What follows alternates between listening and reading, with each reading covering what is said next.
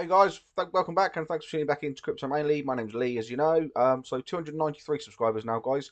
Again, every time I look at this every day, there's one or two more subscribers, and I really appreciate it. So thanks, guys.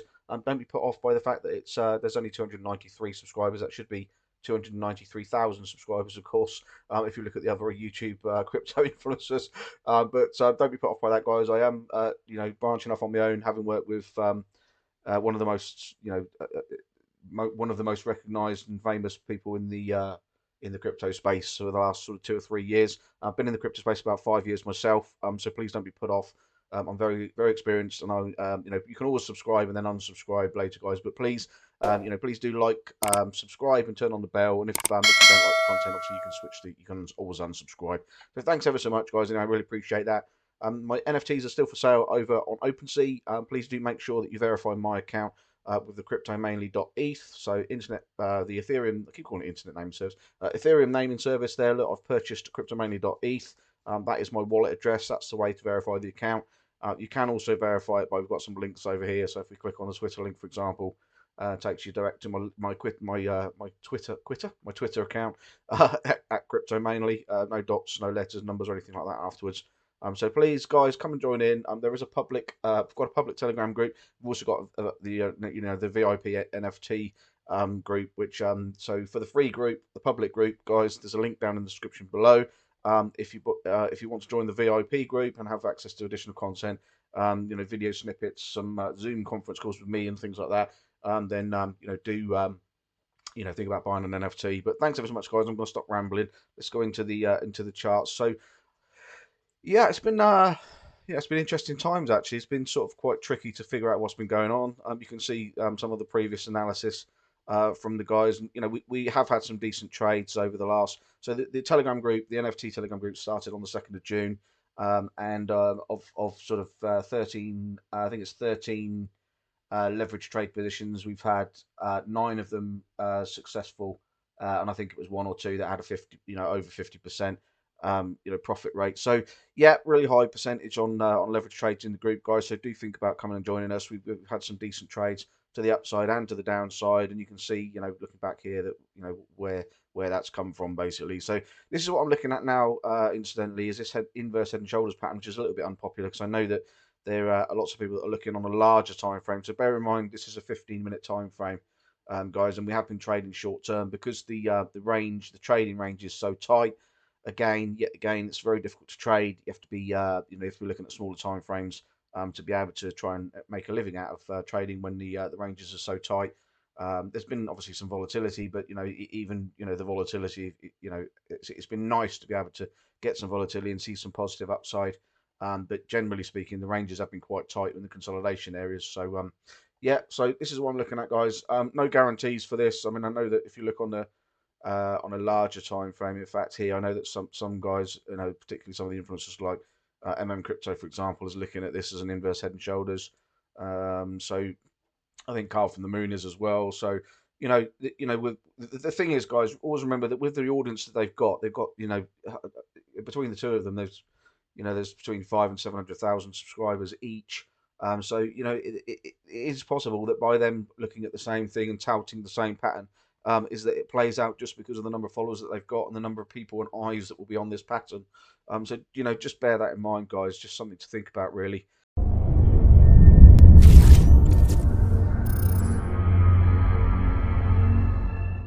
But I'm looking at this, and the reason I'm looking at this is because I thought we were going to get the breakdown actually into the lows of this range when we were down here.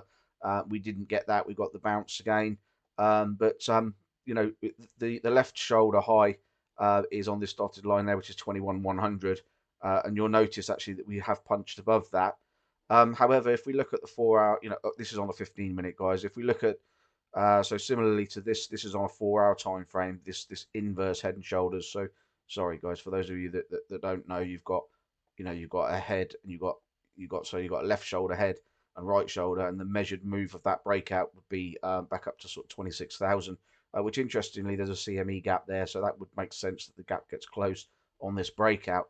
But just bear in mind, guys. I mean, it's nice to be, we're all hoping that that's the direction that this takes. But just bear in mind always that you've got a low, you've got a higher low, and you've got a higher low again.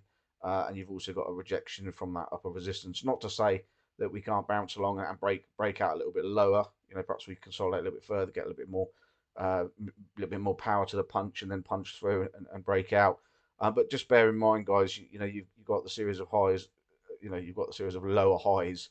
And if you look at, if you look at on down, if you look at on a larger time frame, we zoom out for a minute. They say that the trend is your friend until the end. Well, if we just zoom out just a little bit, back to November, we can all clearly see what direction the trend is.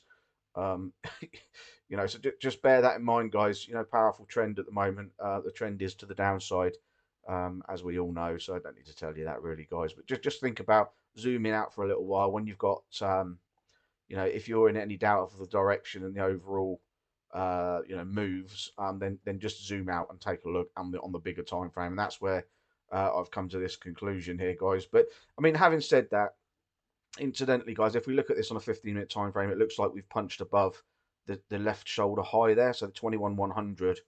Actually, let me just turn this bloody highlighter on that I always forget to turn off. Right. So yeah, so you can see that the left high, we've actually broken out above there on a 15-minute time frame.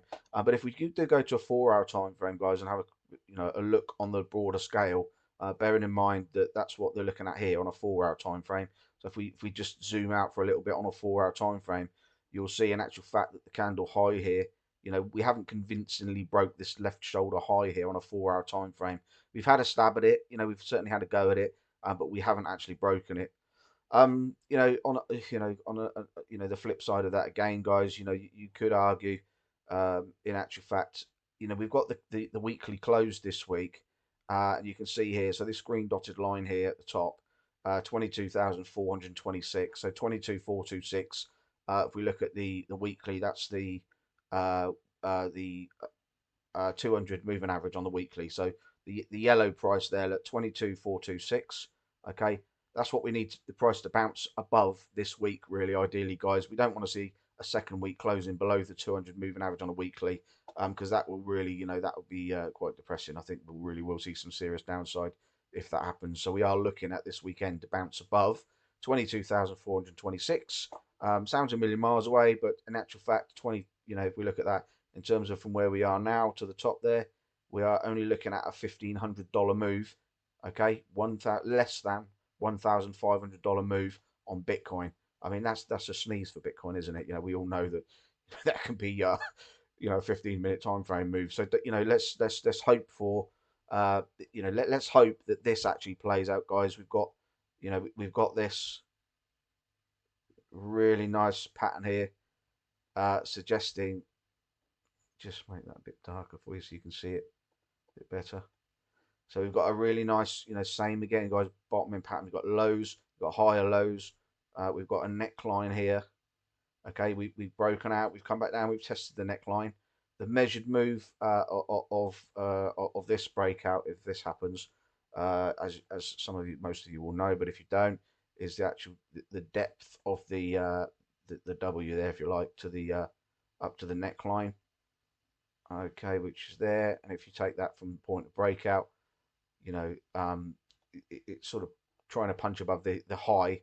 So the measured move of this would take us above this high, of the head, if you like, which is at 21,723. So if we do get above there, that would be great. If we do get above there, and there'll be every chance then that I think we will get continuation higher. In actual fact, much higher, if that happens. So watch out for that, guys. 21,723 is the number to watch. If we do get a breakout above there, if we do get a breakout above, then we come back down and retest it. That'd be absolutely lovely, and then we will see something more along the lines of this move back up to the CME gap. And wouldn't surprise me to see that actually, guys, particularly because we've got this weekly close from a market maker's point of view. Again, guys, it needs to close above this 22,426. Okay, that's where we need to be. And I wouldn't be surprised if the market makers just push it up just in the last, over the course of this weekend.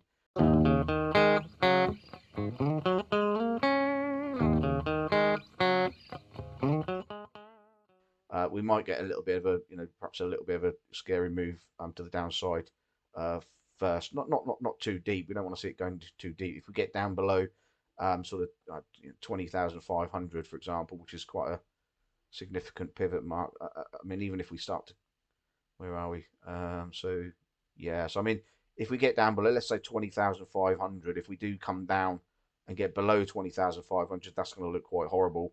Having said that, if we do come down and we get down to around the 20,500 level, and then we start to bounce, as long as we bounce from there, that's kind of the point of no return, really. And we'll get that stab at the 200 weekly moving average, rather than continuation to the downside. If we get closes below 20,500, then we are more likely to see the range lows again, unfortunately, which will take us back down to the back down to these range lows at sort of around the 20,000 mark. And if we get that back down here again, there's every chance that the sort of fear in the market and the sort of panic and things people will start selling again, and then we will get this move back down. I mean, if we do get the move below this, I can't see as 18,500 is the level to watch if we do break down below here.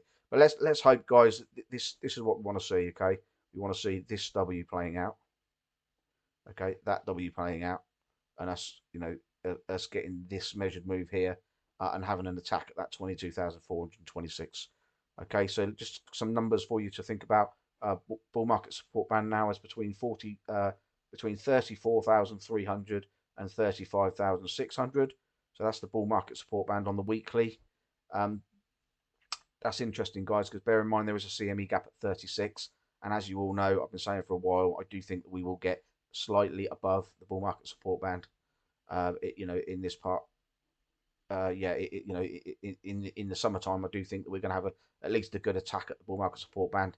And what with the CME gap being at 36, I wouldn't be surprised that could be what sets us up for the trap that I've been talking about for a while now, where the bull market support band starts to level off, and then we get the attack above the above the bull market support band, and maybe attack and close the 36,000 level, and then come down. So maybe like perhaps a steeper run up and then come back down. But I do be aware, guys, once we're above that bull market support band, that really is the area to be cautious in. I think we will see the price coming back down towards the back end of this year. I'm convinced of that, so watch out for that. Okay, guys, CME gap, CME wise, just want to show you this quickly. So you can see that we are down here. Actually, when we look at it like this on a 4-hour time frame, you've got a nicely sort of almost a rounding bottom starting to form here. CME gap wise, it's interesting actually that we got the close of the CME gap, and then it immediately came dumping. This is what I'm talking about the sudden, if we start to see the prices come down to here, and break below there, then we'll get that sudden move down, and that's what I'm talking about. What's happened? Sorry, I'm jumping around charts today. That was what's happened here. It came down. Once it had come down, you get this you sort of panic sell-off sort of thing, and I think that we would see something similar to that again. So one other thing, guys, just yesterday in the trading group, just to give you an example of the type of trade that we've got. So that was a 115% gain in the course of just a few days. So we posted the trade setup right when the price was at the breakout level down here, hence this measure. So the breakout was down there. That was on the 16th of June. So within 8 days, we've got a nice 115% gain on that. And in actual fact, there is a new trade set up in the group today. So if you're interested in joining, guys, please do have a look at that, and come and join us and make some money with us. Even in these bad times, the group is making profit. So come and join us, guys, is all I'm saying. And thank you ever so much for watching, listening to me rambling on, and liking, subscribing. And I look forward to speaking to you again soon. Take care, guys. All the best. Always remember, guys, take profits, buy something real. Take care, guys. All the best.